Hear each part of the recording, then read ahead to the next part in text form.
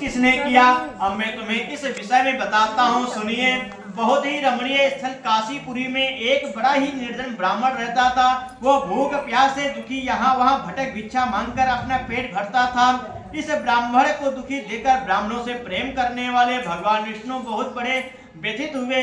फिर एक दिन वे बूढ़े ब्राह्मण का वेश धारण कर पृथ्वी पर आकर उस ब्राह्मण से बोले, हे विप्र, तुम इतने दुखी होकर इस पृथ्वी पर क्यों भटक रहे हो? कृपा कर मुझको अपनी विपदा बताओ। ब्राह्मण वाचा ब्राह्मणोति दरिद्रो हम भिक्षार्थम वै भ्रमे महिम। ब्राह्मण बोला, हे बंधु, मैं अत्यंत ही निर्धन और दुखी हूँ। क्या आप इस निर्धनता से मुक्त होने का कोई उपाय जानते हैं? यदि जानते हैं तो कृपा कर मुझको बताएं। मैं वो उपाय अवश्य ही करूंगा ताकि मुझे इस कष्टपूर्ण जीवन से मुक्ति मिले। बूढ़े ब्राह्मण ने कहा, सत्यनारायण स्वरूप भगवान विष्णु सबको मनचाहा फल देने वाले हैं। अतः हे विप्र, तुम उन्हीं का उत्तम व्रत पूजन करो। भगवान सत्यनारायण का व्रत पूजन करने से मनुष्य के सब दुख दूर हो जाते हैं। हे भगवान, गरीब ब्राह्मण ने कहा, कृपया मुझे इस व्रत का विधि विधान बताएं। आपके अनुसार मैं उत्तम फल प्रदान करने वाले इस व्रत को अवश्य ही करूंगा। बूढ़े ब्राह्मण वेशधारी भगवान विष्णु ने उसे सत्यदेव भगवान के व्रत पूजन का विधि विधान बताया और अंतर ध्यान हो गए। निर्धन ब्राह्मण ने मन ही मन में संकल्प कर लिया कि वो बूढ़े ब्राह्मण द्वारा बताया गया व्रत अवश्य करेगा। इन्हीं विचारों के कारण उसे रात भर नींद नहीं आई तथा प्रातः समुत्थाय सत्यनारायण व्रत कथायं। दूसरे दिन वह इस संकल्प के साथ भिक्षाटन के लिए निकला कि आज जो कुछ भी भिक्षा में मिलेगा उससे मैं सत्यनारायण जी का व्रत पूजन करूंगा। उस दिन उसे भिक्षा में काफी द्रव्य प्राप्त हुआ। उसी से ब्राह्मण ने अपने बंधु बांधवों सहित श्री सत्यनारायण भगवान का व्रत किया। व्रत के प्रभाव और भगवान सत्यदेव की कृपा से वह संपत्तिवान हो गया।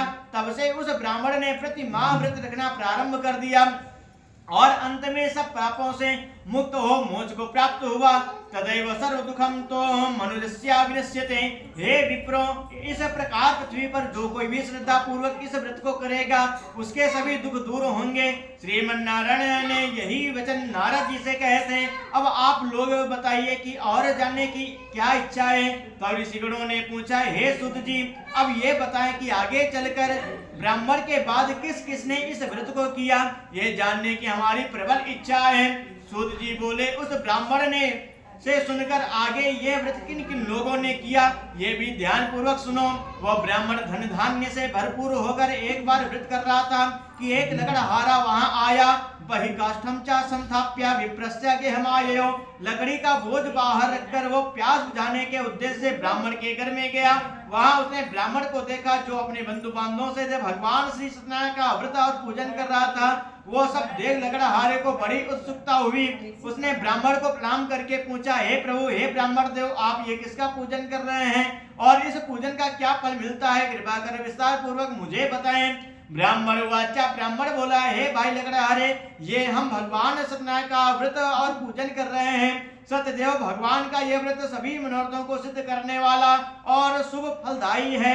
उन्हीं की कृपा से मेरे घर में ये सब धन धान्य और सुख वैभव है। ये जानकर लकड़हारा बहुत प्रसन्न हुआ।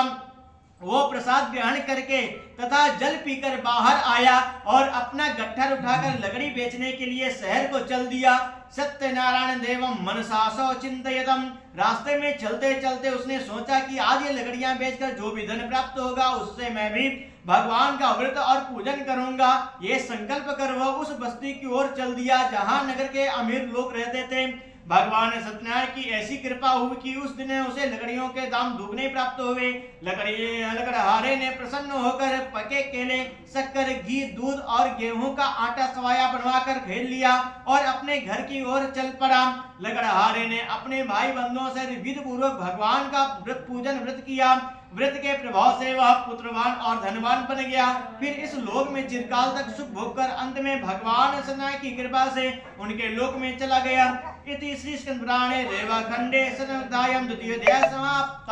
बोले भगवान की